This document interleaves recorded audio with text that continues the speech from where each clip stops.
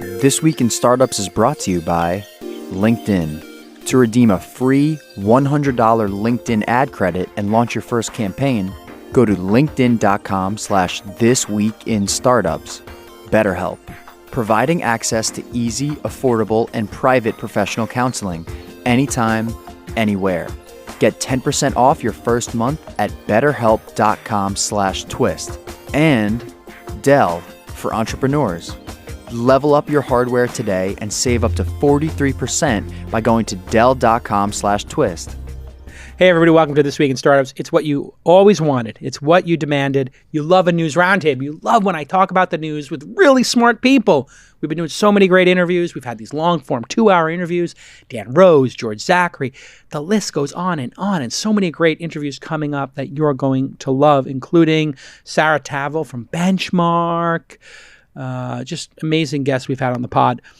Today, we're lucky to have a longtime reoccurring guest and friend of the pod and friend of Launch, our investing company, Monique Woodard. She's an early stage investor. Welcome back to the pod. Thank you. Thanks for having me.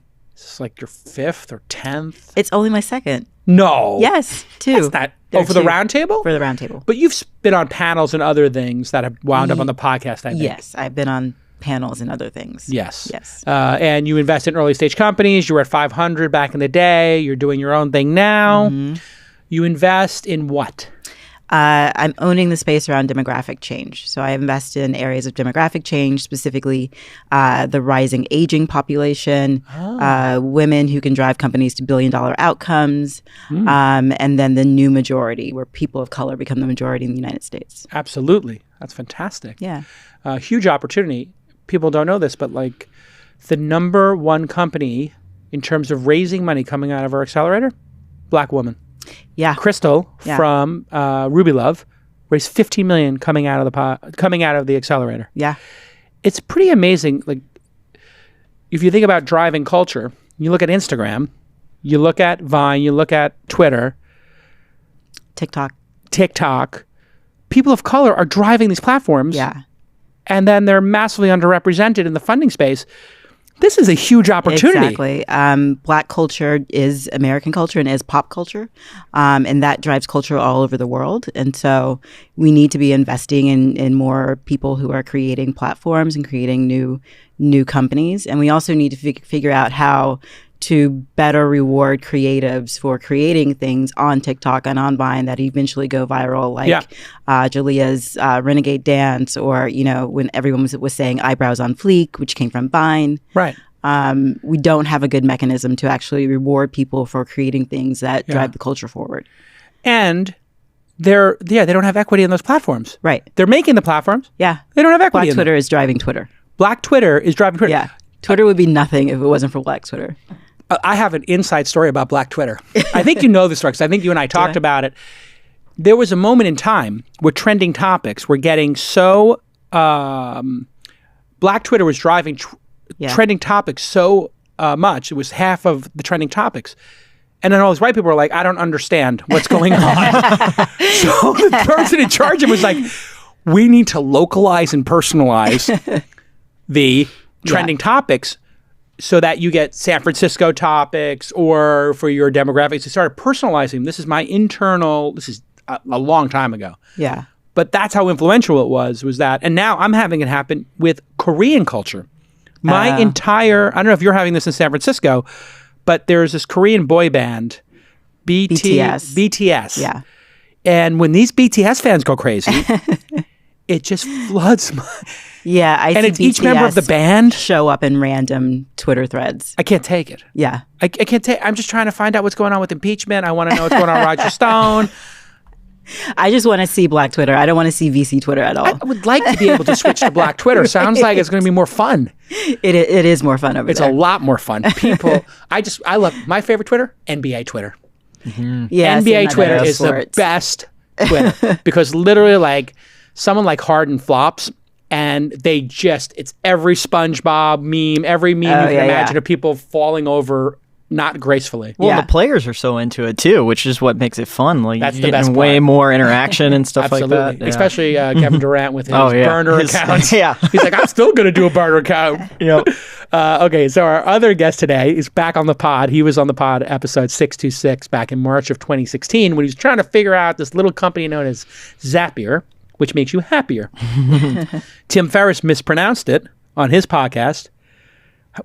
What's the proper pronunciation so we're just clear? Zapier makes you Zapier makes you happy. happier. Yeah, you got it. Because you can make zaps. Yes, and they And I've been automate your day. And they automate your day. I've been a huge fan, as you know, of the product for how long now? You started back in. We started in 2011. I was about to say it feels like we're getting close to a decade. Coming up on it. Why did you start Zapier?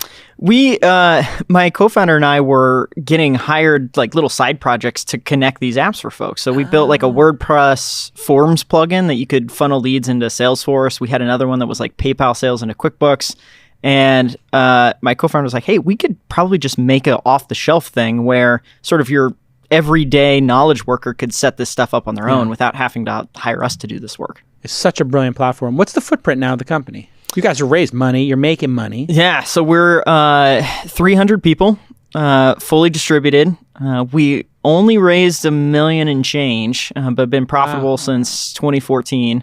I remember one of your investors contacted me and was like, early days, they were like, what do you think of this thing? Is it ever going to be something? I was like, I use it every day. Like I have my own like bots going in the background. I think it's brilliant. I don't know about monetization, but you figured out, obviously you got 300 people and you've only had $1 million invested into the business. So the business is doing tens of millions of dollars. Mm-hmm. Yeah, the last announcement we made was a year and a half ago at 50 million ARR. What? Yeah. With $1 million invested. Mm-hmm. And Monique and I are not on the cap table. No. You know what? Sorry. Monique makes a great... There's not very many people on the cap table. Well, listen, Wade, after this, we'll see how this goes. All right. After this, I just want to say, you might need a board member Yeah. who understands business and culture. You might, maybe you can chip off whatever we're talking about here, 50 basis points, Yeah. maybe even 75 bips. Little something. Yeah. She's good. She's good at what she does, all right? I'm looking out for you, Monique. Thank you. We're in this together. I was broke in 2011, so unfortunately, I wasn't too far behind you. It's amazing. raise You the are hand, like buddy? the mega Pegasus. You turned $1 million in investment into $50 million a year in a highly profitable business that you guys own. The investors own 20% of the business or something, ballpark, and the rest of you own 80%. God, you are the model. That's like amazing. How did you do it? Was it just bootstrapping and being lean in the beginning? Yeah, I mean, we sort of took the money we need. We went through YC and then did the seed round right after, and then sort of treated it like that was the last money we would ever see. So we had some. I think the most money we ever burned in a month was maybe $20,000, which is Right now, quaint Monique and I are compared to- falling in love with you, Wade. I know. The way we're looking at you right now is just like, if we could swipe right, we're just like swiping right on this startup. We have people who are burning $200 a month. The product's still not out. Yeah. Well, and you look at some of these growth stage companies, this is like you're 200 million in like a quarter or something. Like some of these, Bonkers, Uber and bonkers. Lyft, as they were. All right, sort take of it easy leading there on up, the right, examples, you know. okay? We're gliding right into profitability right now. Yeah. All right, speaking of gliding, well, there's no segue here, but this was the big story of the week, and I think it's pretty relevant. Tech journalists and the Technorati went to war this past week, and Balaji, as you know, Balajis on Twitter, he worked at the Andreessen Horowitz there. He's an expert on crypto and on biotech, and he was talking about how people were not covering, this story properly. And a reporter from Recode, who's only been there for a month, her name is Shireen, and I offered her to be on the pod. She declined. Balaji was going to come on the pod, and then he canceled on us because Kara Swisher wanted to be on the pod as well. And there was just a little bit of like me and Kara fighting for the same guest.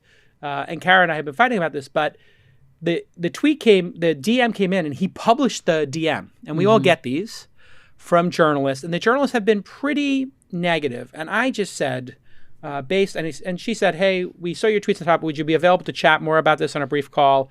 And he was sort of speculating that this is going to wind up being like another link bait hysterical story. So Yeah. I wrote, founders, my advice is never talk to journalists on the phone.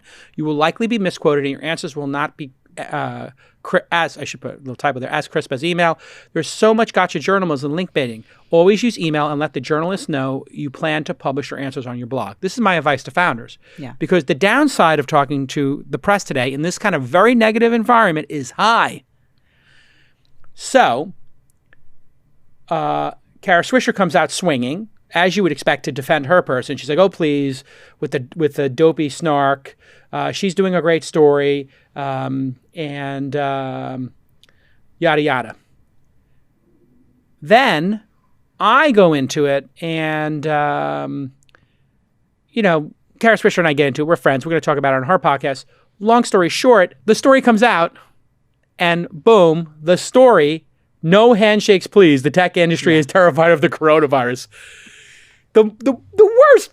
She literally said, we have this big debate that this story is going to be link bait, and it's all downside for a founder to talk to her. And then she proves it to us. And then Balaji says, incredible. Last week I called out a journalist who I thought was writing a piece that would be a disservice to public health. Unfortunately, my concerns proved well-founded. Recodes virus piece, ignores WHO and CDC, gets the science wrong and focuses on the handshakes. Because here in Silicon Valley, people are saying, hey, let's not shake hands. Mm-hmm. By the way, that's what everybody's saying around the world. This is not unique to us. Monique, when you look at this craziness, and then, by the way, Balaji then goes on to dunk in a tweet storm because he has massive knowledge compared to a writer. A journalist has 5-10% of the knowledge he's going to have on this subject. By definition, a journalist versus somebody who spends their time on this. And he just fact checks the whole thing and dunks on her. Monique, you've been in the industry for a long time, like me, a couple decades. Yeah. Has it ever been this contentious between us and the press? No. This is the height of peak contentiousness. I understand the media business model is sort of failing right now, right? And so they need those clicks. And investors don't want to shake hands is a much better story than the real issue around coronavirus, right? Right. It's a much less exciting story. But it's become really difficult to talk to the press. And I've had my own issues with the media and with the press. And I was actually, around the same time that this was happening, I was going to make a tweet about a complaint that I had about the press. But it got people were dunking on the press too much. And I just felt like I felt bad making it. But people often reach out and ask you to make comments, and it's going to take a terrible turn. Right.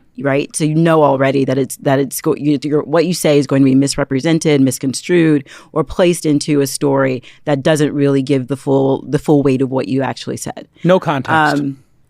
So I think a lot of investors and a lot of founders have rightfully sort of pulled back from doing a lot of press and are sort of controlling their own media narrative, controlling their own story through podcasting, through writing, through other mechanisms. And there has to come a time when the press starts to pull back on this. Silicon Valley is bad. These investors are terrible. These founders are They're dumb. Kooky. They don't want to shake hands. It's all becoming very personal and unnecessarily dunking on us. Yeah. And I don't have particularly thin skin. No. But at some point it gets to be a lot. It gets to be very one note. It's 9 out of if you were contacted the last 10 times by the press, of those 10 times, how many times do you think it was a negative slanted story? So many times. So 8, 7, 8, 9? 7. Okay. I was going to say 8 or 9. Yeah. And I always write back to them, this is the third time you've gotten back to, you've DM'd me. Yeah. Because they slide into your DMs like, hey, want to talk on the phone? I'm like, no, I'll talk to you. You ask my question here. And it's always the same thing. Like, Uber this, and I said, do you want to meet any of the 200 companies I've invested in since Uber that are doing really important stuff in the world? Because you haven't written about Blockable, you haven't written about CafeX, you haven't written about Lead IQ, you haven't written about Ruby Love. Can you do a profile on one of these companies that's doing a great job? And, as I tweeted, tech leaders are asking the tech press to take a pause and ask themselves if they could do better covering tech less hysterically and negatively, which is very similar to what the tech press asked tech leaders to do over the last couple of years, which is be better and act more honorably. Both parties can improve. Wade, you're a founder. Your company was not built off the press. You didn't need the press. When you're watching all this going on, how do you think about the press as a founder with not a lot of investors and, a ton of revenue. Do you even bother with the press? Do you have a press strategy? How do you look at the press as somebody with an at-scale business? Obviously the press is important because they can help amplify a story. So like if you can do it well, then it's advantageous. But it is tricky. Like you're competing with things that get clicks. And so, there's a lot of hardworking people in press that are trying to write good stories, do good work. But as a culture, as a society, we like watching a train wreck. Right. And so it's hard when you're running one of these business saying like, hey, I want to write a feel-good story when as a culture, like, that's not what we want to watch. We love watching this. People dunk on each other. That's what we like. And so I think there's more systemic problem here where it's like as a society, how can we get our attention more on things that actually are generating positive, good things happening in society and try and just move more that direction instead of, watching things fall apart all around us. Yeah. Is the ascension of podcasting, because you kind of alluded to this, Monique, and I think it's a really interesting and subtle point. The ascension of podcasting, in a way, is a reaction to the dissension and the degrading of journalism in print or journalism in text. They're not making any money there. They're quoting us out of context there. They're desperately trying to get clicks, so they will spin the stories to be as tribal and, aggressive as possible, sometimes to the point, as in this case, where it's just it's a serious story and they made it goofy. Mm-hmm. Like you could really lean on Silicon Valley to give you very good insights. You could have gone to Google, you could have gone to Facebook and said, hey, do you have any data on how coronavirus is being talked about, and does that relate in some way to how this is spreading? There's so many ways you could spin this. But when we get back from this quick break, I want you to, Monique, tell us about podcasting in relation to what's happening now when we get back on This Week in Startups. Listen, time and place is everything. You know this, and especially in marketing, right? Location and time matters. But in today's age, when people are getting 1 million messages per minute, how do you catch people's attention? Well, with over 62 million decision makers on LinkedIn, LinkedIn ads make sure your messages get through to the most relevant people because they know job titles, location, the size of companies. It's not just about awareness. LinkedIn ads are driving traffic and engagement, such as visits to a landing page. So this isn't just to get your name out there. This is to get an action, right? To get people to come to your landing page. So with precise targeting, SMBs, small and medium-sized businesses, which include startups, can speak to the people that matter and not waste your ad budget on people who don't. LinkedIn ads are helping smaller businesses get massive results. And here's a video of our marketing manager, Maureen, creating an open office hours lead gen campaign. So she sets the company size, since we're trying to get small companies, emerging companies, right? And she sets the title. You know what we want. We want founders and co-founders, of course. And after the targeting is all set, she creates the copy, the creative, and links it to a custom lead form. And within minutes, the campaign is up and running. So here is your call to action. I can't believe it. My friends at LinkedIn Marketing are doing it again. LinkedIn.com/thisweekinstartups for $100 in LinkedIn ad credits when you launch your first campaign. Terms and conditions apply because they're giving you $100. Obviously, it's a big, generous offer. And I just want to say to the LinkedIn team, especially the marketing team, thanks for supporting independent media like This Week in Startups. It means a lot to us and the listeners. And thanks for the Hundy. I mean, everybody could use a Hundy, and everybody needs a little marketing, some more customers. All right, let's get back to this amazing episode. All right, Monique Woodward is back with us. You can follow her on the Twitter, Monique Woodward. Woodard. I'm sorry. I keep saying Woodward. Yeah. Woodard. How have we known each other? It's over 10 years. And Wade Foster is here, WadeFoster on the Twitter. He's the CEO of Zapier, which makes you happier. Hey, and you're sponsoring the podcast. Thank you for that. Yeah. I was really heartwarming to see. And super easy for me to do the ad read because I use your product every day. It's easy to sponsor when you love the product. We do use this every day, so here's how it works. The way I actually started using yours was, remember Twitter and Instagram got in the war? Oh, yeah. And they wouldn't support it. So it's like anytime I post on Insta, repost my image to Twitter. That was when I found out about your service. Yeah.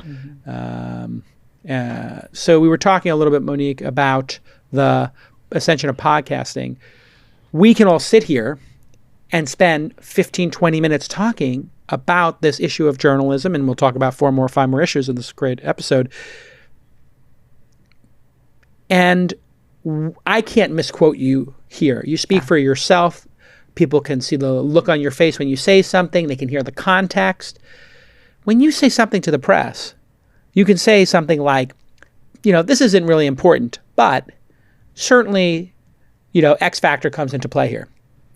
And they can take that, cut out, this really isn't the important point, and just take whatever you said and put that in the headline as the lead to the, as the headline or the link baiting or whatever. Is podcasting the future of all this, you think? And in subjects, you kind of alluded to this, that we're kind of routing around. Like, I don't go to the press anymore. Yeah. I am the press. I have 25 million listeners a year. I don't need to be on anybody else's podcast. I don't need to talk to any journalist ever. Why would I talk to a journalist? If I have something to say, I say it here. Audience comes to direct. You can't misinterpret me. Is this the future? It's not just podcasting. It's podcasting, it's Substack, having your own newsletter, controlling your own email list, and being able to control your voice and what you put out into the world. Right. So podcasting is certainly part of that, and definitely gives people who either didn't have a voice or felt that they were misrepresented in some way, a voice that they can control. Right. So I think, the rise of podcasts obviously started with like voice as a platform and having, these devices in our home, right? So that was like the first foray. Yeah. And then we started layering podcasting on top of that. And I think it will continue. I think people want to control the way that they are seen by the public. Right. And people want to be able to control what they put out into the public. And I highly recommend to founders, to anyone, in the industry, control your message. Don't let the media control the message for you. Right. Right. And do it either by writing regularly, podcasting regularly, or some piece of content that you are able to like get out there into the world. Yeah, you got to develop that muscle as a founder, because you will get spun. I mean, look what's happening to Lambda School right now. I think that might be in the notes coming up, but they're getting savaged online. And luckily, the kid Austin who runs that, who's been on the pod, he's coming back on the pod to talk about it. And these journalists are never going to be able to talk to him. You know who's going to be able to talk to him? Me. Because I'm not going to try to do gotcha journalism with him. I'm not going to have him come on in the first 5 minutes, just grill him. I'm going to say, hey, tell me what's going on. How's the business? Tell me honestly. And that's why our podcast is bigger than any journalist podcast in tech. Like, we're going to be just much bigger than the journalists, because we're going to get better guests because they feel more comfortable having a real conversation here. You listen to a lot of podcasts, Wade? I've started to listen to more. You getting into it? Yeah, starting to get into it. Yeah, we started sponsoring stuff, and I'm like, all right, I got to understand the medium. You have any you like? Yeah. Well, Reply All is the place I started, because those guys do really good. It's like fun, quirky, like interesting. It's weird. Cool stuff. Yeah. So people like that one. Yep. I like to listen to the people who are the most polarizing on each side. Oh yeah. And I like to listen to them back to back. So sometimes on my drive home, I'll listen to Rachel Maddow and Ben Shapiro, and they'll talk about the same stories every day. Yeah. And one of them is talking about Bernie Sanders in one way, one the other. And then when they sync up is when it gets really interesting, because they might say it slightly differently, but they're both a bit worried about Bernie Sanders not Ben Shapiro's like, Bernie Sanders can't beat Trump. He's going to just be like 40 people Trump's going to take 40 states. And Rachel Maddow saying the same thing. Like, we better be careful what's going on here. We're not going to get Trump out with Bernie Sanders. They were like in sync on that actual issue. All right, moving on. And Kara Swisher, looking forward to be on the pod. I think the solution to all this, by the way, for journalists, do a better job. Balance your coverage 50-50. If you're going to do, for every time you're going to do one of these pieces that might be negative or critical of press, just try to write a profile of something promising, and remember, why this industry is here, to like building interesting products that help humanity. Like, we're not here to like destroy humanity, even though like sometimes that does seem to happen, that like a technology is bad for humanity. There are some good things going on here. Hey, SpaceX announces a plan to carry up to 4 private citizens into space by the end of 2021 or early 22. They announced agreement with Space Adventures, a space tourism company. Price of the mission will not be disclosed. We have a quick video of the SpaceX cabin design. It's pretty beautiful. My friend Chamath partnered with Richard Branson on Virgin Galactic for low Earth orbit. And Bezos obviously is doing Blue Origin. Virgin plans on sending customer space later this year. Blue Origin, Virgin Galactic, about $200K. And I guess the question is this you guys would you ever, if you even had the money, consider doing this, Wade? I mean, is this appealing to you? Like, as a kid, you can afford this actually. As a kid, like being able to go to, like, how cool would it be to look down on Earth? It's pretty appealing to me, except for the danger. Well, sure. But like, I don't know. Like, you get to be one of how many people have ever done it. I wouldn't be the first, but maybe the third. I don't know, First to third is kind of the same. I think there's four people on the same I guess one. that's true. Third so maybe flight. I'll be on the third flight. Yeah, no, not for me. Yeah. 3,000 flight, no problem. Yeah. I'm going to do the 3,000 flight. I'm going to look at how many blow up because I think it's, I think it's a 1 in 500 chance these things blow up. Yeah. So that's not my kind of odds. Yeah. I mean, I was actually thinking about the Kobe Bryant situation tragically. I think it's 1 death per 100,000 hours of helicopter flight. Yeah. Which that seems very safe. But unless you're Kobe and you've been flying Yeah. helicopters for 30 years, 5 days a week, and now all of a sudden it looks like maybe you got a 1 in 10. You got 10,000 hours under your belt. You're starting to those odds are starting to not look so good. exactly. It's sort of like the odds on a motorcycle. Like, it's really about how often you're on those things. Would you do it? Is it interesting No. to you at all? No. Not interesting, right? No. You want to be safe. It's not even the safety. It's just like, why? Why? There's so much stuff down here. Yeah, pretty good down here. Like, it's pretty awesome. Yeah. Like, go to Paris, go to Bali. Like, 200,000, go a lot of good places. right. There's a lot of Amman hotels that cost $1,500 a night. I look at 200,000 right now. I think that's 100 nights in Amman hotels. You know what the Amman hotel is? You're gonna start going to these. massively, When you now that you're making $50 million a year, and you're profitable. Jesus, wow. Yeah. It's probably more. Now. Yeah, You're gonna take this Mr. thing Minimalist public? over here. I know. Yeah. Are you? What do they call those people? What's Tim Ferriss doing now? They're all doing. What's not Socratic? They're doing. It's not like a Spartan kind of thing. They're trying to be. I mean, minimalist. I just like They're minimalist. There's another word for it. I forgot. I don't know what the word. other word would be, but it's, I don't need Stoic. things. Stoic is good. Yeah, sure. Stoic. Are you stoic? You I mean, I've like read some of the stuff, but I wouldn't say I'm like Tim Ferriss levels of stoicism. But I mean, I think it's healthy. Yeah. Mm-hmm. Why?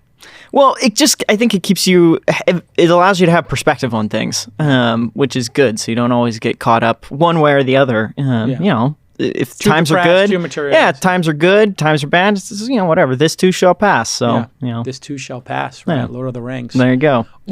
all we have to do is decide to do with the time we've been given. Yeah, What to there do you with the go. time we've been given. I like That's that. That's all. Yeah. When I hear that quote, I get a little emotional. I know, right? Wow. It's good. You're going to orbit the Earth 2 to 3 times, 250-mile height,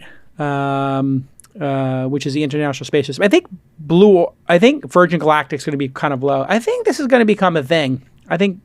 I wonder how many people have already signed up for Virgin Galactic. And by the way, the stock has tripled. I don't know if you saw that.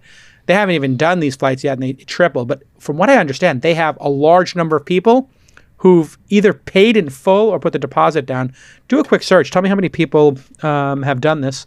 And let's go on to the next story, which is Kickstarter employees have unionized. Yes. The average salary is $97,000 at Kickstarter, and they've unionized. 46 employees voted in favor, 37 opposed, which is kind of interesting in and of itself. And the debate's been a source of tension at the company for a number of months. But the reason they're doing it seems to be that there was a lot of tension about which projects they take.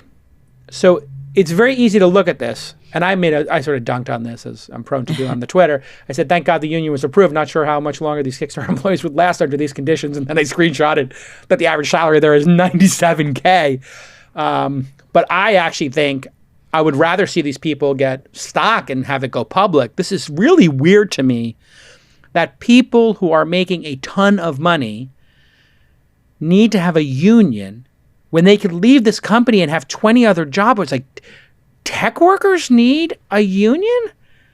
What do you think, Monique? Am I missing something here? Is this my white male cis privilege speaking? I'm not opposed to tech workers unionizing. Right, but is it I'm actually I think it's net positive. Okay. Right? I think if tech workers start to unionize, you'll have better issues around treatment, like as you get older, getting pushed out of a tech company. Okay, age discrimination. All types of discrimination, sexual harassment, all of those sorts of things. But aren't all those actionable already? Like, why do you need a union to step in to do that? Like, you can just sue people if they do something bad like that. You can, but it's really hard to sue a massive tech company that has a lot of money. Really? Even as a person who makes $97,000 a year, which is not that much here in San Francisco. I wonder. I think there's a lot of people take it on contingent, but I'm just wondering, like, would you want somebody as a like high paid tech worker? Would you want somebody in between you and your ability to negotiate? Because my understanding is a lot of these companies want this to happen.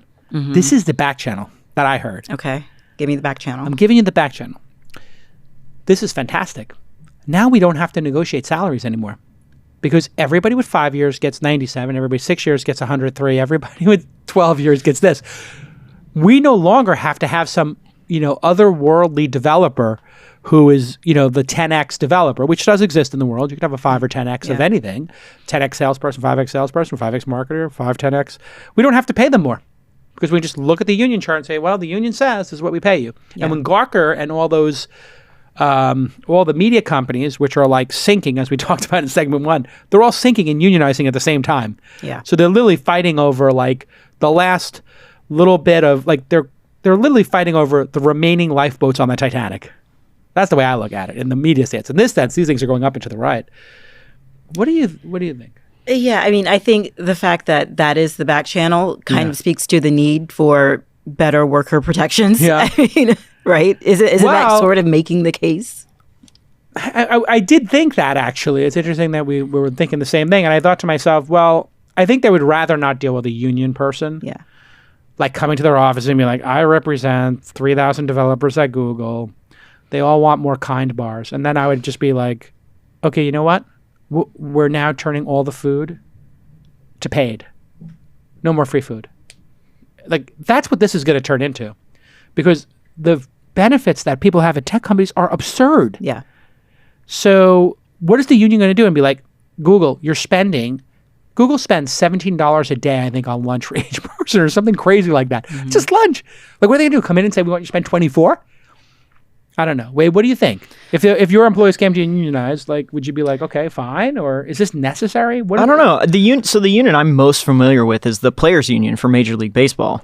Clearly, those people are very well paid. I mean, highest of the highest. Absurdly well. Yeah. However, you can look at how the Players Association in Major League Baseball are not happy with the agreements they have because when you're early in your career, your salaries are depressed. So you see a player like Mike Trout who gets paid basically nothing for the first, 5 years of his career, but he's the best player in baseball. But that's what the union has negotiated with owners. So he can't be outside the union. Yeah, so he can't. Everyone is a part of the union. That's what I want to understand. Can you be outside the union? Like if LeBron James said, you know what, I don't want to be a part of the union. Well, I think, I'm not really sure if he can. I think he has to be a part of the union. I think you have to be, right? And it creates this weird incentive where, you sort of, in Major League Baseball, your career arc looks like the first 5-10 years of your career, you're playing at the top of the game, but you're under these union issues where you can't be a free agent. Then by the time you're a free agent, you're sort of over the hill a little bit. So, you clearly have earned that salary and you go out and try and get one, but no one wants to pay you that because they don't think you can deliver on it anymore. So what's happened is what the union has negotiated in Major League Baseball isn't what's best for the players. So it feels like, you can have unions that do a good job of negotiating on behalf of their, workforce, and you can equally have unions that do a bad job of negotiating on behalf of your workforce. So in my mind, unions are neither good nor bad. It just is how capable are the people who are running those of advocating for the workforce. It's fascinating to me. Like in the NBA, they look at the rookies because they also have cap salaries. Yeah, they want those players, and they're like, this rookie is an asset because they're getting paid $2 or $3 million, but they're performing better than this $15 million 32-year-old. Mm-hmm. And it's like, well, that's like unnecessarily insane. Like, why would a person who's performing over have their salary capped? It's because the union negotiated that. So now for other protections, like, hey, if you're going to drug test people, or there are times when a group of people saying, hey, enough. Because with the NBA players, they wanted to like take blood samples and like put wearables on them and just have every single piece of data on them 24 hours a day. And they're like, yeah, no, I am not like, a piece of livestock here where you're going to like put me into a pen and literally study everything. I mean, this is like really oppressive. Paradoxically, some folks are opting into it because they want to optimize for health, and they're doing blood tests on their own and hiring third parties to do it. But there's something weird about like my boss is taking my blood test and like knows my sleep patterns and everything every day of my life. Yeah, there's something very weird and invasive about that. Yeah, it feels invasive, right? And so that's what the Players Association looked at. And then also NBA players can't smoke weed? What? Yeah. Like San Francisco, I can't not smoke weed if I walk down the street. We had a meeting in the studio the other day. We opened the window. The guy was blazing a joint that was so fat that the whole room smelled like weed. This poor guy sitting by the window couldn't pitch his company. I'm not joking. He was contact hide. Yep. Well, congratulations to Kickstarter. Kickstarter is also like a charming company in a way because they decided they would be a benefit corporation, never go public or anything. So I think Kickstarter is in no way representative of tech actual companies. I think that unionization of tech companies is going to fail because at a company like Kickstarter, which is a socialist company, like literally like a communist socialist kind of company, they don't want to go public. They don't ever want to pay their investors back. They've been very public about it. They want to B Corp. They would be a nonprofit if they could. They were upset about a Punch a Nazi book, I think either being taken off or put on. So the actual employees want control over which projects they put on Kickstarter. So I think that's the core of this. Interesting. Which is even more interesting. It's not about pay. I think it's about if I come to work at Kickstarter, do I want to have a Ben Shapiro or a Milo Yiannopoulos Kickstarter up on there? Or I want to have a say in the sort of moral or ethical work that we do as a company. Yeah. Right. Which is really getting interesting here. I mean, I don't know if you saw the Oracle thing with Larry Ellison. It's like hosting Trump and somebody who did a petition. I was like, that person doesn't want to work at Oracle, apparently. Can you imagine you're at Oracle? Larry Ellison has a fundraiser for Trump. And then you go onto the Oracle. My understanding is this person went onto the Oracle chat system or whatever and circulated a petition. It's like, you work for Larry Ellison. Like, the guy's owns half the samurai swords in existence. The guy bought every piece of samurai armor in the world. There's no samurai armor left. I was talking to another billionaire. He's like, you can't get any samurai armor. I'm like, what are you talking about? He's like, gosh. All the samurai armor is in. That's first world problems right there. Literally billionaire is doing. Larry Ellison cornered the market on swords and armor from feudal times in Japan. Wow. You can get new stuff. If you want to get a new samurai sword, you can get it. Just not the old stuff. You can't get the old stuff. Yeah. He's got it. It's either in a museum or Larry Ellison's backyard. Well, I was in the market for some samurai. Well, you know who to go to. I know. If you could convince him. I'm looking at a new... I'll show up at the Trump fundraiser. Yeah, there you go. I have a new SaaS company. You can look at it, Samurai as a Service. I'm actually the co-founder. Yeah. You basically just take out your phone. You just get a samurai shows up. How about that? It's like $200 an hour. Okay. Listen, some people have bodyguards. I just walk down the street with a samurai. Yeah. You can't carry a weapon, but a gun, but you can have a samurai with a sword. How great would that be? That'd be amazing. This is what I'm going to do if I'm ever a billionaire, Wade. I'm literally, when I'm a billionaire, I'm going to get 2 samurai guards. Just walk around. And I'm just going to walk around with 2 samurai. And people go, can I take a selfie? And the samurai's going to go, shh. Take the sword halfway out and look at him. Okay, you do something. Yeah. I always wanted more of a jam band behind me. You did, pump up your life a little bit. I think that would be cool. I'm into it. Yeah. Really? Yeah. Just have there's a commercial about that. A guy like Bob Weir behind you. Yeah, it's like, he spills his coffee on his shirt and it's like, just needs a little bit of a pick me up or something. Absolutely. Blues Traveler. Yeah. Get a harmonica. Who's got the harmonica? That guy. That'd be great. Behind you. All right, when we get back, we're going to talk about a great new world. A lot of people making products for old people, for aging people, which I am going to be part of. I'm going to be 50 this year. It's over for me. We're all going to be part of it. We're all going to be part of it. Eventually. I'm hoping I'm going to be part of this because I'm hoping that I can make it to 120 years old. I want to be, what do they call those zones where the people make it to 120 or something? Blue zones over 100? No. No? You want to go out on top of your game? Put my head in an oven if all right, make that's it to fine. 120. It got dark. We'll be back in a minute. Listen, if you broke your arm, would you go to the doctor? Of course you would. Mental health, no different.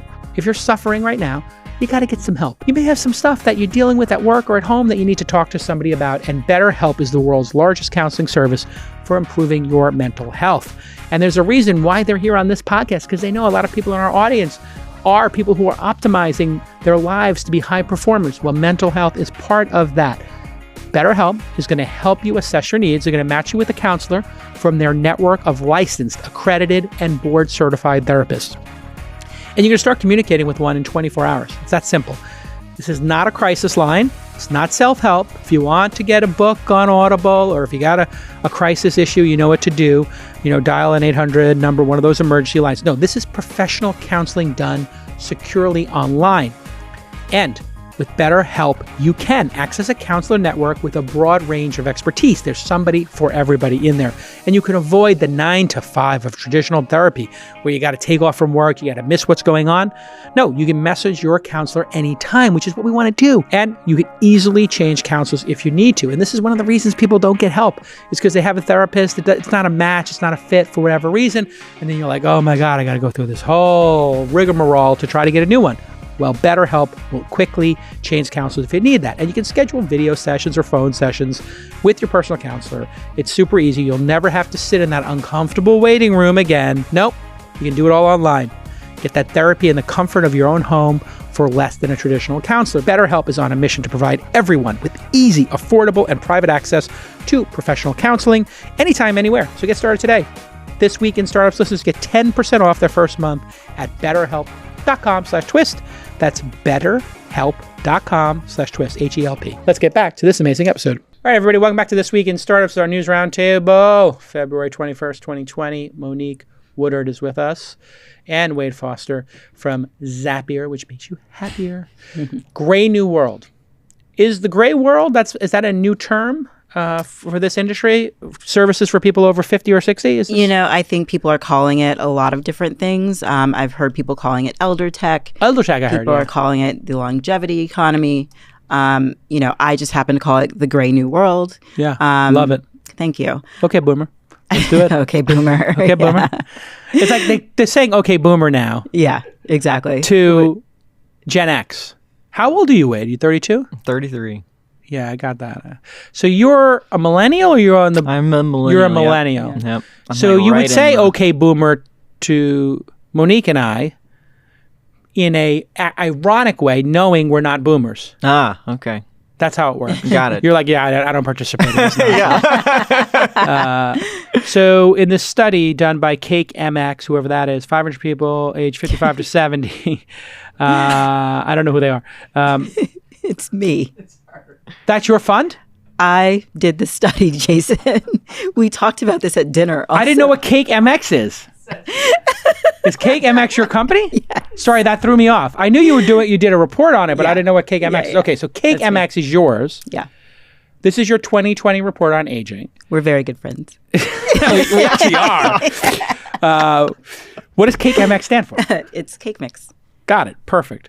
72 million boomers in the U.S. spend $3.2 trillion annually. By 2030, 20% of the U.S. will be 65 plus. I didn't know that. We have an aging population. And they spend 27 hours a week online, $7 billion in online shopping, and 10,000 boomers are turning 65 every day. 79% plan to age in place, not move to a retirement. And why is that last piece so important? So previously, a lot of people would expect to move into an assisted living facility, a retirement home, or some other sort of place outside the home as they age. But what we're now seeing is that people are actually wanting to age in their homes and stay in their homes, which brings up, I don't want to leave. Well, see, you'll be aging in place. But it brings up a lot of interesting challenges and issues. So how do you help people remain safe in their own home? How do you help them continue to age as they lose mobility and maybe can't move up the stairs? One, I think there are lots of opportunities to help them age it within the home. How do you help people remodel their home so they can stay in it longer? How do you help people continue to afford their home on a retirement salary? Right. Reverse mortgage. Exactly. Airbnb being part of it. Right. Or something like Silvernest, where I'm an investor, where Silvernest? Silvernest is a platform that matches like-aged roommates so that you can rent out a part of your home. So it's Airbnb for seniors. What a great idea. Yeah. this is one of the things, like where I live here in the peninsula, I live in the Hillsborough, Burlingame area, and very few homes come up for sale because the way we do taxes here is taxes are based on whenever you bought the home. So if you bought the home in the 70s or 80s for $1 million or $500,000, you're paying 1% of that. Then the home becomes worth $5 million or $10 million. And you can't leave because if wherever you go, the taxes are going to be so high. So people are living in 4,000, 5-bedroom square foot homes with 2 people. The kids, they're empty nesters. And they need to do something with those extra rooms. And so some of them are doing Airbnbs, or they put what's called an ADU, accessory dwelling unit, called an in-law unit. In-law house. In-law house. They move into the in-law house to rent the main house. And then that's how they make their money, right? So for their retirement. And we're totally seeing stuff like medicine and prescriptions go online. Definitely you have Nest cams and remote telemedicine happening. This is going to be a big space. Any other companies you find in here? There was one company we had on the podcast that's doing loneliness for women over 50. Yeah, Revel. Revel. That's a great idea. Revel, Papa. Papa's also we had the founder focusing on social isolation, sort of grandkids as a service. So having college students come over, run errands, play chess, do all the things that grandkids might do. But families are much more distributed than they were before, right? So you may live 1,000 miles away from your grandparents. Right. And so it's creating these really interesting challenges, but that's where I think startups can step into the middle of and create platforms and services that are specifically targeted to this massive group. And we're also on the cusp of a care crisis. We don't have enough care workers to actually take care of people as they get older. And home health care is a huge turnover industry, and people are tremendously underpaid for the services that they're actually providing. So how do we help people access better care as they get older? Yeah, we had investment in Home Hero, which was trying to automate this. It didn't work out. And then we had Seth from Honor on the pod as well. He's trying to make home care automated. That's so expensive, so hard to do. But what I love about Papa and some of those other platforms is they're not medical attendants. They're just people who run errands. Exactly. And that loneliness is such a big part of this, and online can solve that. Wow. What a great space. Yeah, it's a great space. Emerging. It's one of the major demographic changes that I think are changing the way we should be investing. For those of you wondering, Lisa from Revel was on episode 970, and Andrew Parker from Papa was on episode 875. We're getting to the point now, Wade, that everybody's been on the podcast. So anytime we mention every company, we just say a number. You're like, oh yeah, Wade. Wade was 626. 626. That's your number, 626. 626. You're I'll have to 626. remember that. Just remember 626. Yeah. Anybody asks you to say 626, look it up. 3 figures. So are you going to raise a fund around this, you think? Or is this going to be like a specific thing? Or? Yeah, I am going to raise a fund around that demographic change white space. Aging is certainly a part of it. It won't be just aging. Right. You said before, you want to also I do think the there changing are also other changing demographics that are going to be areas that investors should be investing heavily in. Yeah. We actually have a company in our accelerator called Nude Bar, and Serena Williams also was an angel investor in it. And they make undergarments that come in 12 different shades because Erin, the woman who's the founder, was a Nick City dancer, my team. And she shows up and they give her like a pair of stockings and leggings for her outfit, and they're beige. Yeah. And she's black. And there's many tones and the skin tones now, because we have so many people who are mixed race. My kids are mixed race. I mean, like so many, Charles, so many people are marrying each other and having mixed race kids. You don't even have underwear that matches for women. It's like, how does that not exist? Cosmetics and beauty have been huge industries. The rise of Fenty. Fenty is Rihanna's beauty brand. Oh, right, yes. So it was one of the first that came out with like this huge array of shades that would actually match skin tones that weren't light, medium, and dark. Right. That literally were the 3 tones. Right. They're like Minted Cosmetics, which I invested in, beauty brand for women of color. Right. Also trying to, give you better lipsticks that actually match browner skin tones, better makeup. Amazing. Like such a huge opportunity. Yeah. And all these demographics just totally underserviced. Exactly. It's like when you put a product out that's good, if there's no other competing products, you're competing against nobody. It's like just a perfect path to victory. Yeah. Consumers are super hungry for this. So I think this is a massive opportunity. Huge. All right. Twitter is combating fake news with some new features. NBC News put up an article. There's a leaked Twitter demo, and they plan on putting, and let's see, they're testing new ways to fight this. And Ben Collins says, here's what it might look like. Might. This is his design. These are screenshots that were left on a public testing site. Twitter confirmed their possible iterations. So these are not official yet. But it's a Bernie Sanders tweet that says 40% of the guns in the country are sold without any background checks. We have to end the absurdity of the gun show loophole. Harmfully misleading. Twitter community reports have identified this tweet as violating community policy on harmful, misleading information. Tweets visibility were reduced. That's bonkers. And this shows you how hard it is to police speech. Yeah. Like, this is not Twitter's job to do this. I mean, just from this tweet, this will never work. What do you think, Wade? You have a platform. I'm glad they're trying. Yeah. It's a Herculean task. But Twitter for so long it hadn't changed. Yeah. Hadn't tried to do anything. So I like seeing technology companies at least make an attempt. Yeah. Yeah. I like that there's an attempt to filter out fake news, but I worry that this can be weaponized by troll farms. Of course. Right? Because it is community driven rather than, an editorial board or something like that.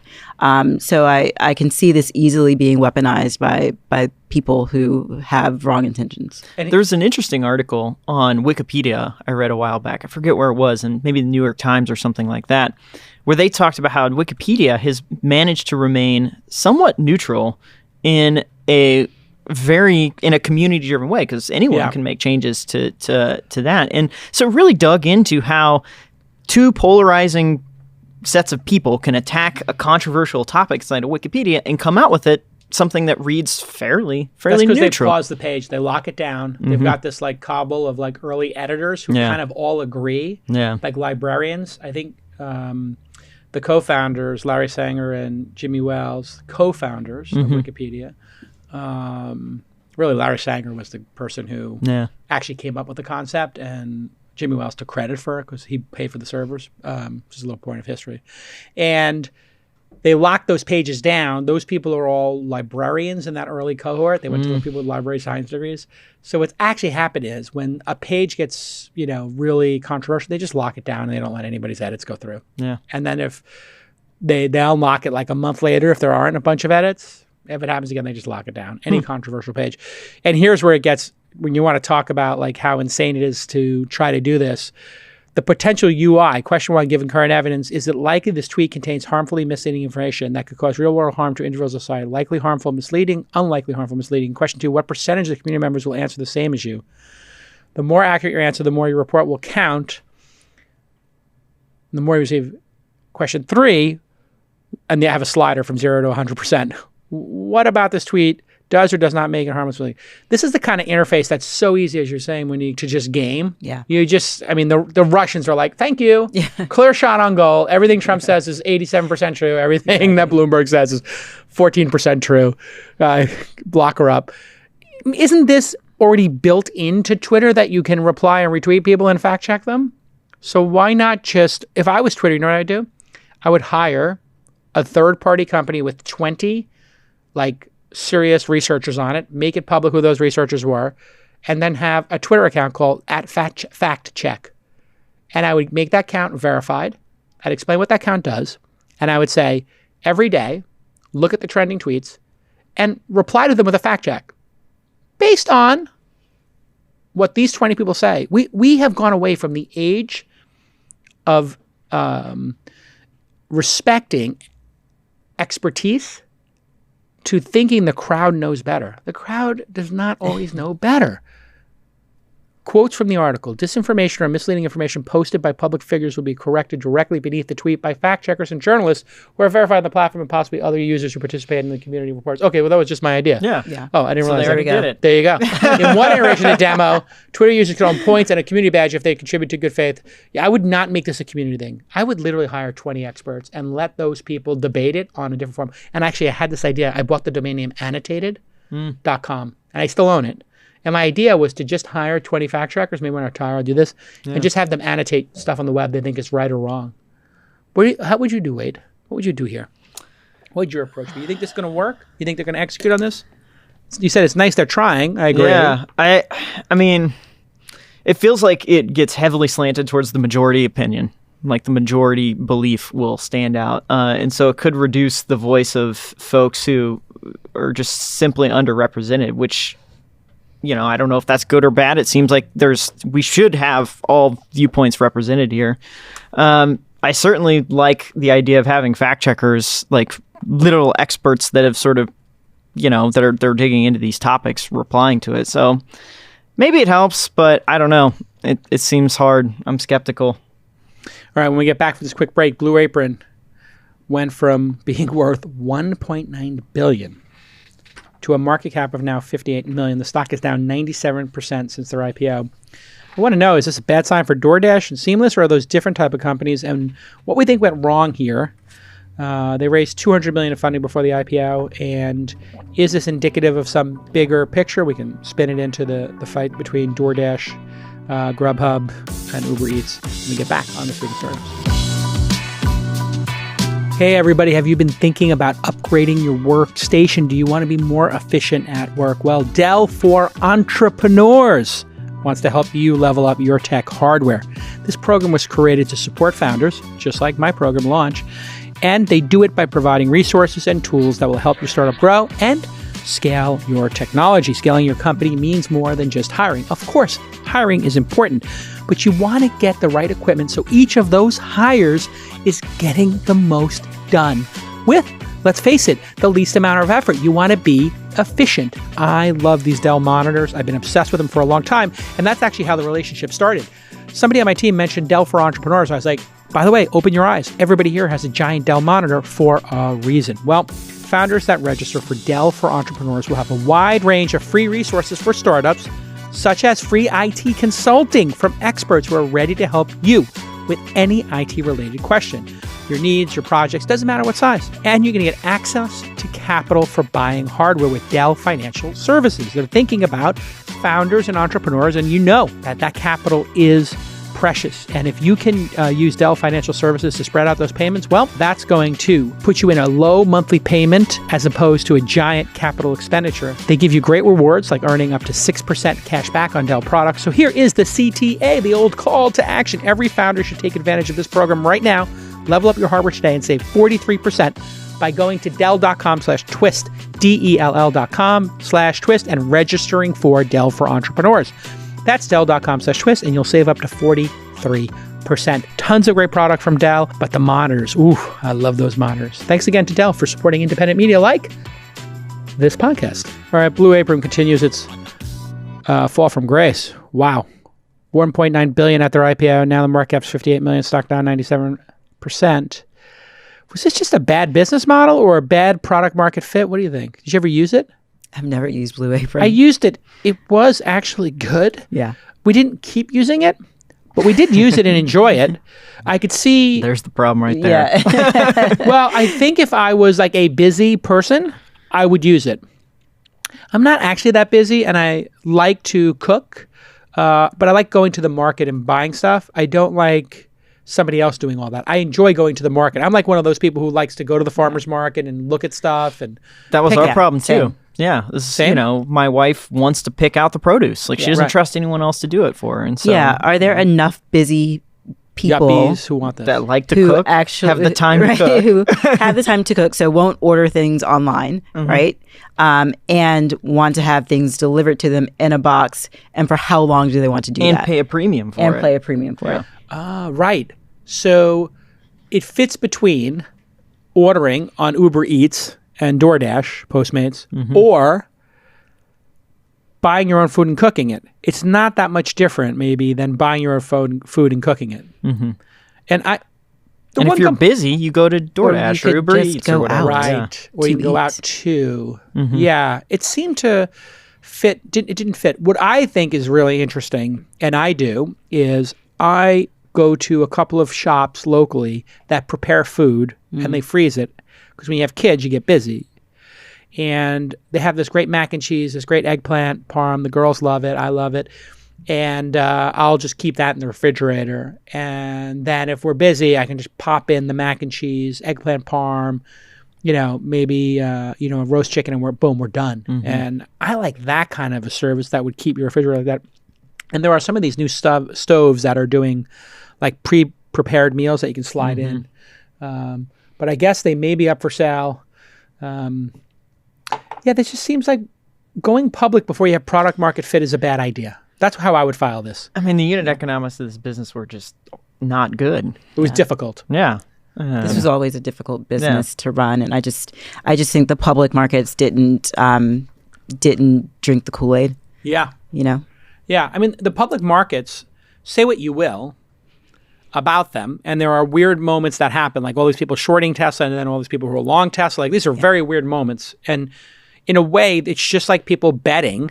There's a huge incentive system, money, and people can bet against each other as to what they think is going to happen, just like they do in sports. And the betting line moves in sports. Well, the betting line here said, I don't think that this has enough margin to scale. And then with Uber, they did the same thing. They said, you know what? We would like you to prove to us that you can be profitable. And what did Uber do? They're okay, we're going to sell some unprofitable units. We're going to shut down some offices. And every time they do that and they close the gap, the stock goes up $2. And I'm like, okay, if this is what it's going to take, by all means, I still have most of my shares. Let's go. Yeah. Let's make it profitable. That's what the public market wants. And I think what we found is the perfect system. Private markets, go for growth. If you have good unit economics, go for growth. Build the biggest pie possible. And then public markets, you got to shift gears a little bit. So maybe it can be we can make that happen a little smoother. But I do think in the private markets, if there's enough private funding, why not go for growth if you have good unit economics? But you did it differently, Wade. Well, yeah. I mean, I think eventually all businesses are meant to generate cash. They have to generate some cash, enough to pay your expenses. Yeah. And in the private markets, perhaps you can sort of delay that, but not for forever.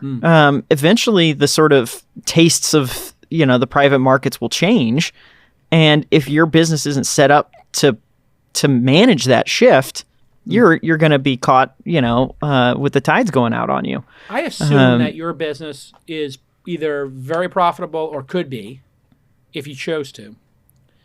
When you look at the end of the year and you say, hey, well, we could have whatever amount of money coming back to shareholders, distributed, pay taxes. Do you just look at that and say, well, I'll just invest it in the business? Yeah, we generally are trying to figure out, hey, where are the new areas we can go invest in? Right. And chase those things. Right. Yeah. So you like to do what Bezos did, which is the $1 profitable company. Yeah, it's like, you want to sort of manage it. We set a baseline for the year and say, hey, this is where we think we're going to be at the end of the year. Yeah. That's our budget. Perfect. Did you ever go over and say, hey, let's be more aggressive? Like you just were too profitable and like, you know what? Let's just see if we can deploy this money towards We've never tried to spend more than that. Not more, but if you got close to it, do you say like, let's try to invest more?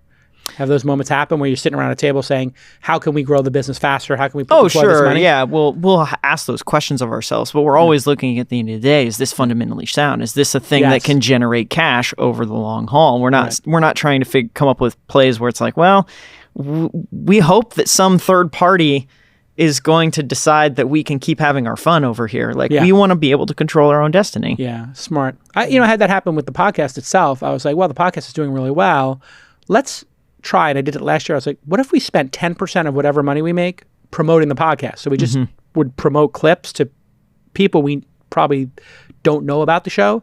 So we'll take some clips from this, and every episode maybe put $1,000, $2,000 to promoting those clips that then get people to think.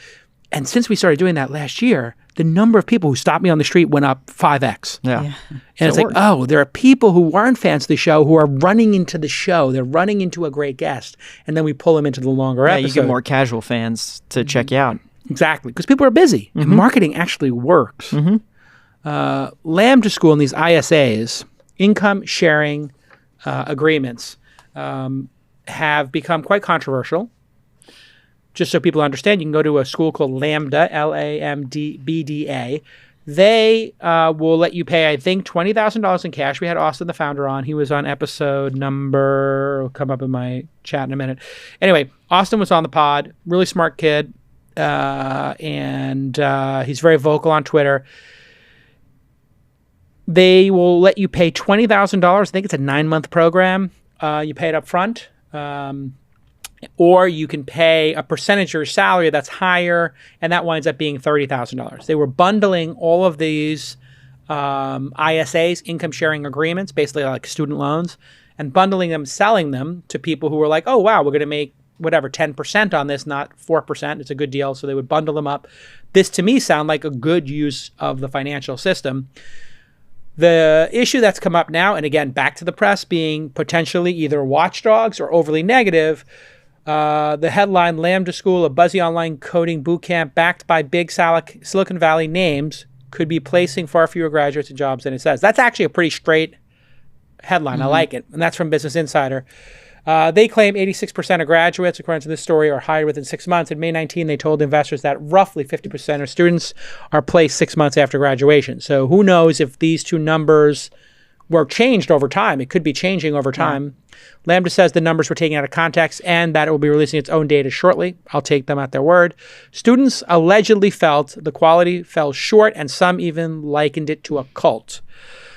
I like the idea when people make it a cult. That's, to me, like a good sign that something's powerful. But not everybody is going to get the value of the education. So if you look at the way I look at this is you look at the college education system, how many people come out of their degrees and are like, well, that wasn't worth it?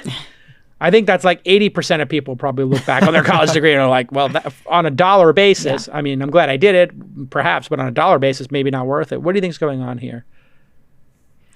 So I think the bigger issue is that students have been complaining about the level of quality that their instructors kind of churn out on at a high rate, and that they're not getting what they paid for. So I think that is the biggest issue that I see.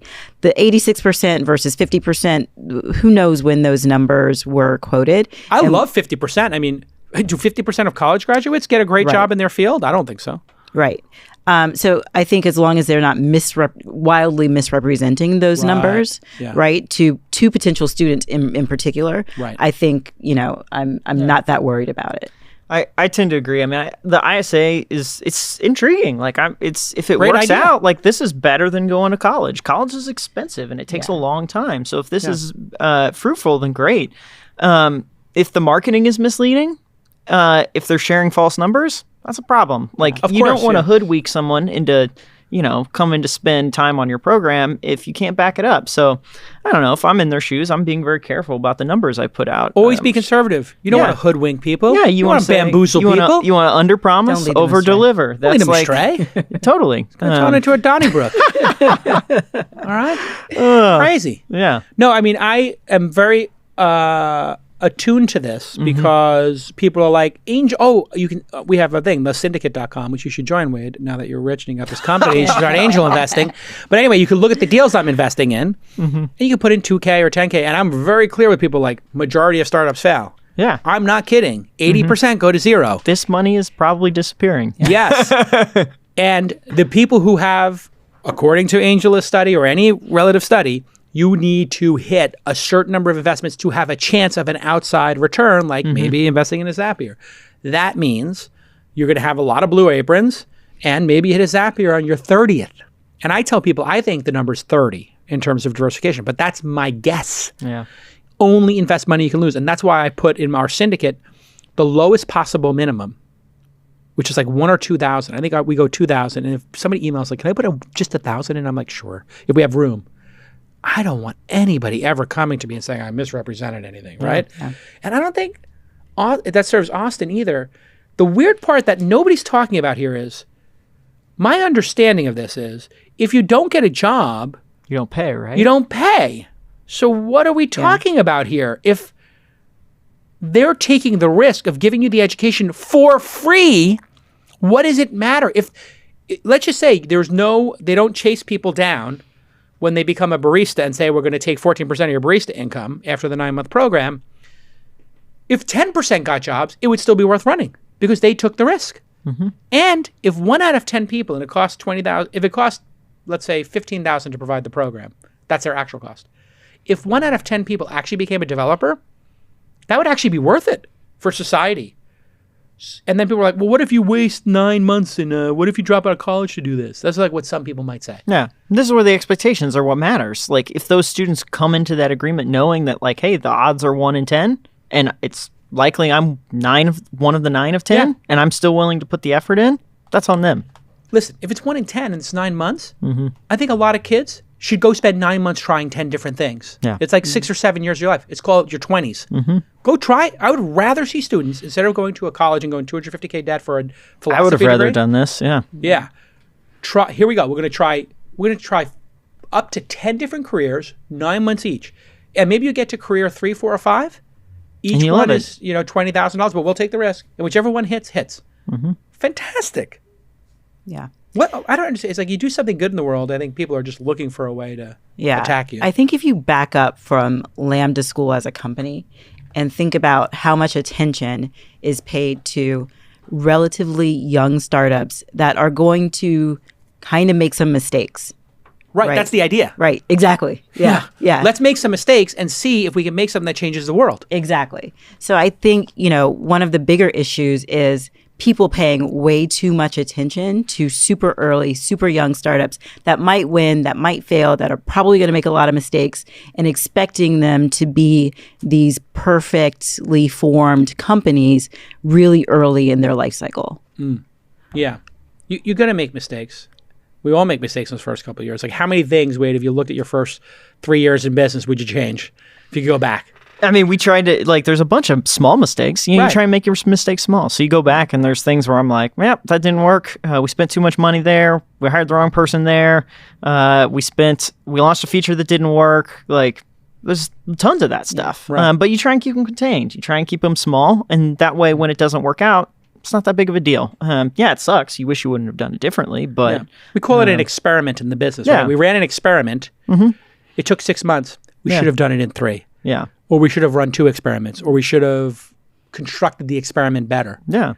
But imagine having to make those early mistakes under a microscope. Yeah, I mean, that's and no how fun, detrimental that would be to both your mental health as a founder, but also to the business itself. Oh yeah, I wouldn't want to be under the microscope that Austin's under right now. Like, that's intense. That's also, hard. by the way, Wade, I wish all of my founders made the mistake of raising $1 million and generating $50 million a year. Jesus, please, let's make some of those mistakes. Yeah, make. You don't even know what's going on in Monique and I's portfolios.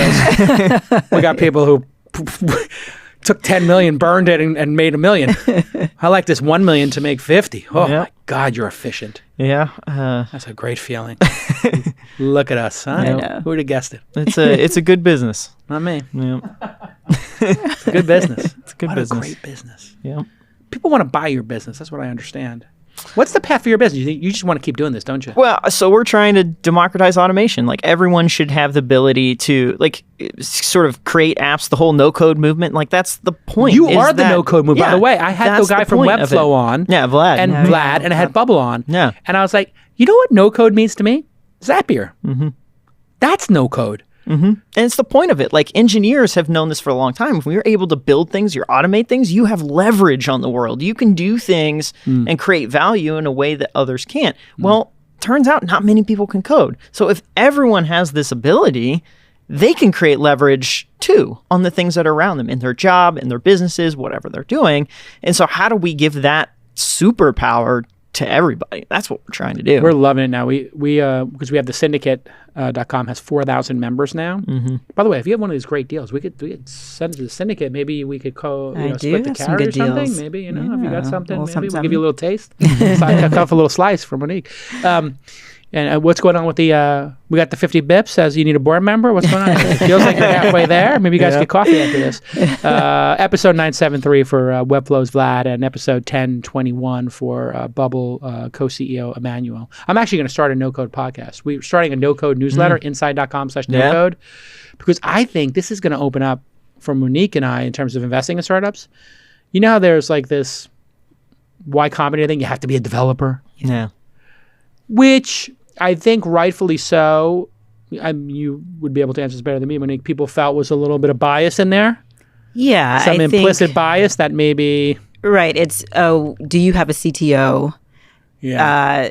And having that be like the one and only thing that sort of kicks you out of the process. Well, I mean, we've been talking about Blue Apron. Blue Apron could have been a no-code startup. There's no reason that they need sophisticated software. No, they need a great product. Yeah, they need to be able to deliver stuff on time. It's a logistics business. Right. But it's, we're pretending that it's a software company. I have so many people coming to me and they're like, I have an idea. I'm like, go ahead and no-code it. They're like, what's that? I'm like, Google the word no-code and get to work. Yeah. And now there's no excuse. Like maybe 5% of people can be developers.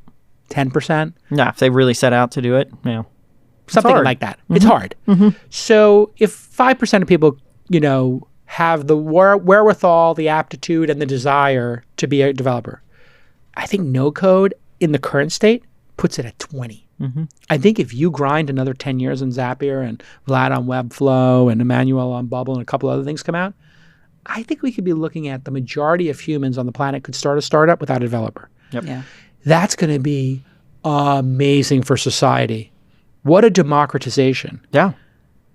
If somebody who's not a developer, but who's a liberal arts person or who's a philosopher or an artist could make a startup and not wait for a developer, that's finding the developer co-founder is it's hard. It's hard to find that person. And there's so many industries that, sort of your traditional software engineers just not going to get that excited about. They don't want to do it. Yeah, but for you might be in love with that thing. Yep. And so if you're able to take that first step, that second step on your own, that's so much more powerful because then you can get some traction. You can get some things going and then your doors are open. Yeah. What do you want to do from there? Do you want to raise money? Do you not want to raise money? Do you want to hire software engineers? Do you not want to hire software engineers? You got choices. So it's all about just giving people tools that they can, make it happen on their own.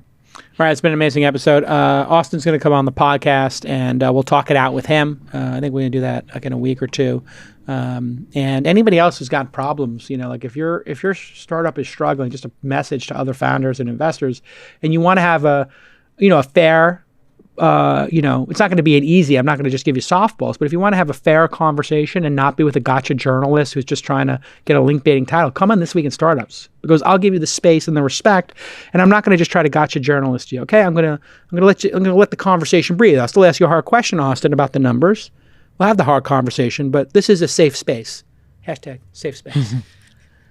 It's been a great episode. You hiring? Absolutely. Always. And your name is Wade. Yep. And your company's name is Zapier.com. Yep. Did Wade in shipping get Wade at Zapier.com, or did you get that email? Wade at Zapier.com? Yeah. I got it. You got it? Yeah. Okay, good. Yeah. Wade in shipping didn't get it. No, he didn't. People are always like, how do I email the CEO? Me into saying my email. I know. Right? I would have said it anyway. Just spoiler alert, like, if you type first name at any company name, it's likely to go to that person. Yeah. So give it a shot. What do you hire for? What's the hardest position? Oh, what's the hardest position? The hardest we're looking for a design leader right now. A design leader for Zapier? What a gig. We'd love to have a great design leader. A world-class design leader. Here in the office or at home? So we're totally distributed. We don't have an office. So wherever you want to be. This person could be in Australia. They could be in Sydney. They could be, doesn't matter time zone? Yeah, you got an internet connection. So internet connection. We're good to go. And you're great at design. Photoshop. Illustrator? We're a Figma. We're a Figma company. Yeah. Oh, you're we're Figma. a Figma company. Yeah. So people are crazy about Figma. Oh yeah, it's our designers we never love had the it. Figma founder on. What's going on, Nick? My. Figma episode 0. No Figma. Let's go, producer Nick. Let's get Figma. TBD. What's that? TBD. Episode TBD. Yeah. Episode it's coming. TBD. It's coming. This is what we do now. Yeah. We listen to what people say on the podcast. Go get them. This is the elite producing thing. Somebody drops something on the podcast. We're like, book them. Yeah. Yep. Book them. Let's go, Figma. Get on the pod. That'd be a good one. So designer. Yeah. Leader, this job pays well. Oh, of course. 6-figure job, working from home. Whatever Mac you want. Mm-hmm. You want the Mac Pro? Get the Mac Pro. $6,000 or $7,000 Mac Pro. Is that included? We do set you up with an office budget, like get your really? equip thing, get it set up for yourself. Now for a design lead, that's going to be a little bit higher. So the average person has like a $4,000 or $5,000 budget. So I think what we do, stand-up desk, laptop, I'm gonna have everything? to remember what it is off the top of my head. Wow. So I think we give folks $7,000 for your first 3 years. That covers like everything you need: laptop, desk, if you leave chair. After 3 years, you get to everything keep like it for that. $1 or something. Yeah, we let you keep it. So this is a really cool thing that's happening in startups now. I love this.